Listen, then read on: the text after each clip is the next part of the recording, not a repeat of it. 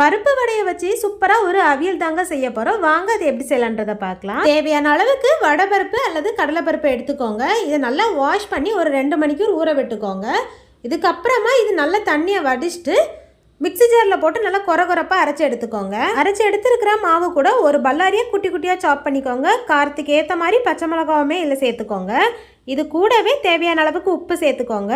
கொஞ்சமாக பெருங்காயத்தூள் சேர்த்துக்கோங்க. கொஞ்சமாக கருவேப்பிலை போட்டு இது எல்லாத்தையுமே நல்லா மிக்ஸ் பண்ணி வச்சுக்கலாம். வடை போடுறதுக்கு மாவு சூப்பராக ரெடி ஆயிடுச்சுங்க. கடாயில் எண்ணெய் ஊற்றிக்கலாம். எண்ணெய் நல்லா ஹீட் ஆனதுக்கு அப்புறமா நம்ம விறகி வச்சுருக்கிற மாவை ஃபஸ்ட்டு பால் ஷேப்பில் எடுத்துக்கலாங்க. அதுக்கப்புறமா உள்ளங்கையில் போட்டு அதை லைட்டாக தட்டி எண்ணெயில் போட்டுடலாம். லைட்டாக கலர் சேஞ்ச் ஆனதுக்கப்புறமா இதை திருப்பி போட்டுக்கலாங்க. இது நல்ல கோல்டன் கலர் வந்ததுக்கப்புறமா எடுத்துடலாம் வெளியே. கடாயில் 1 டேபிள் ஸ்பூன் எண்ணெய் ஆட் பண்ணிக்கோங்க. எண்ணெய் நல்லா ஹீட் ஆனதுக்கப்புறமா கொஞ்சமாக கடுகு ஆட் பண்ணிக்கோங்க. கடுகு நல்லா பொரிஞ்சதுக்கு அப்புறமா ஒரு பல்லாரியை நீளமாக கட் பண்ணி அதையுமே இது கூட ஆட் பண்ணிக்கலாங்க. லைட்டாக கலர் சேஞ்ச் ஆனதுக்கு அப்புறமா ஒரு முருங்கைக்காவை குட்டி குட்டியாக கட் பண்ணி அதை 2ஆக கட் பண்ணி வச்சுக்கோங்க. அதையுமே இது கூட ஆட் பண்ணி ஒரு தக்காளியை நீளமாக கட் பண்ணி அதையுமே இது கூட சேர்த்துக்கோங்க.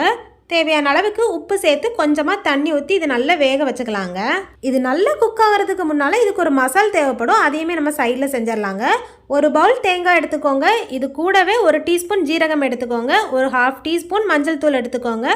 காரத்துக்கு ஏற்ற மாதிரி வரமிளகாய் சேர்த்து இது நல்லா கொரப்பாக தண்ணி சேர்க்காமல் அரைச்சி எடுத்துக்கோங்க.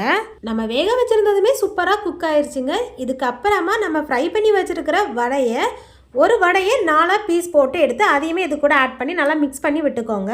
இதுக்கப்புறமா நம்ம அரைச்சி வச்சுருக்கிறோம்ல அந்த தேங்காய் அதையுமே இது கூட சேர்த்து நல்லா மிக்ஸ் பண்ணிவிட்டு தேங்காவோட பச்சை வாசனை போகிறது வரைக்கும் கொதிக்க விட்டுக்கோங்க. அதுக்கப்புறமா ஃப்ளேமை ஆஃப் பண்ணிவிட்டு சர்வ் பண்ணால் சூப்பரான வடை அவியல் ரெடி ஆயிருங்க. இது ரசம் சாதத்துக்கு கூட வச்சு சாப்பிட்றதுக்கு டேஸ்ட் வேறு மாதிரி இருக்கும். கண்டிப்பாக நீங்கள் உங்கள் வீட்டில் இதை ட்ரை பண்ணி பாருங்கள். உங்களுக்கு வடை அவியல் பிடிக்கும் அப்படின்னா இந்த வீடியோக்கு ஒரு லைக் போட்டுக்கோங்க. நம்ம சேனலை மறக்காமல் சப்போர்ட் பண்ணி சப்ஸ்கிரைப் பண்ணி வச்சுக்கோங்க.